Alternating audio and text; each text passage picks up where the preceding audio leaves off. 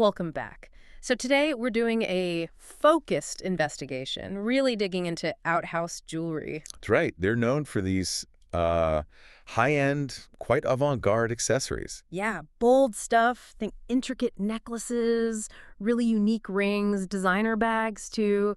And, like any big online luxury name, you gotta ask. Is it legit? Is it a solid company or just, well, a pretty website? Exactly. Is it a sound structure or just a facade? Okay, let's unpack this. We're running the full legitimacy test here. And separating that facade from the actual structure, that's really our mission today. We've looked at the sources to give you a clear picture, comparing the verifiable bits, the company stuff, with the customer side of things. Okay, so when we first started checking the boxes, just the basic legitimacy stuff, honestly, the evidence backing their structure, it's pretty strong. Yeah, they seem to have invested quite a bit in just being visible, being present. Right, starting with their digital footprint, it's robust. And it's kind of impressive, the scale. We found Outhouse Jewelry active, like really active, on Facebook, LinkedIn, and especially Instagram. Oh yeah, the Instagram numbers were high, weren't they? Over 230,000 followers.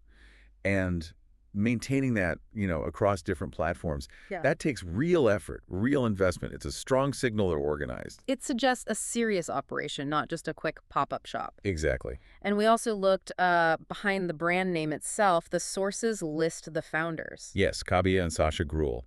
And crucially, we could actually verify Kabia Gruel's profile on LinkedIn. Which is a big deal, right? Yeah. Especially in luxury. Absolutely. Verifying leadership adds, well, trustworthiness. It means there are real people accountable. It's not anonymous. It moves them into that verifiable company category. Okay, so founders checkout. What about getting in touch with them? Customer support? They list several options. There's email, a phone number, a physical address is listed too, and even a WhatsApp chat option. So lots of ways to reach out. That usually suggests they, want to be reached. They value customer contact, theoretically. Right. But here's maybe the most convincing piece of evidence for structure. What's... Physical presence. The website lists actual offline stores. Oh, really? With addresses and everything? Yep, locations and contact numbers.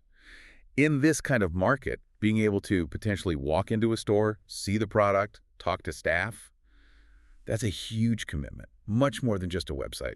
That definitely solidifies the structural legitimacy claim. Hard to fake a physical store. Very hard. Okay, so if we stop there, you'd say, yep, looks totally legit. Infrastructure seems solid. Based purely on structure, yes. Yeah. Passed with flying colors. But, and this is where it gets really interesting, based on the sources, there's a big contradiction. Despite all that structure, that transparency, there's a real lack of widespread customer reviews, like finding comments on Trustpilot or Reddit. Very few. Even Facebook didn't have much buzz. And that scarcity, that's a red flag, or at least a yellow one. It raises questions about the operational side. We did manage to find some feedback, though. And what did that say? Well, it was really polarized, deeply divided. You had some customers giving 5 stars, absolutely raving about their purchase. Okay, good sign. But then others reported pretty fundamental problems. Poor customer service, trouble getting responses, or even issues with the product right after they got it. So totally opposite experiences. Exactly. It seems very hit or miss. So what does this analysis mean for you, the listener? What's the bottom line here? Well, the core takeaway seems to be this. Outhouse Jewelry, structurally, it checks out. Real founders, physical stores, big social media presence.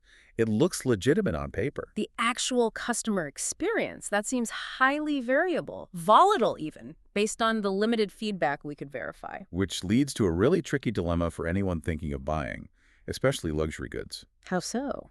Well, when a brand invests so much in looking perfect, in being transparent about its structure, but the actual service, the day-to-day experience, seems inconsistent, how do you weigh that? Yeah, what matters more, the solid foundation or the shaky reports from actual users? Exactly.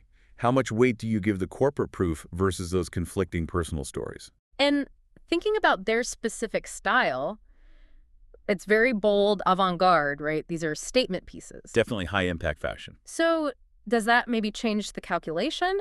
Is the potential risk of a hit-or-miss service experience maybe more acceptable if you get that truly unique, intricate, high-fashion piece you can't find elsewhere?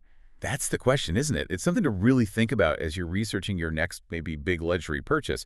How much risk for that potential reward?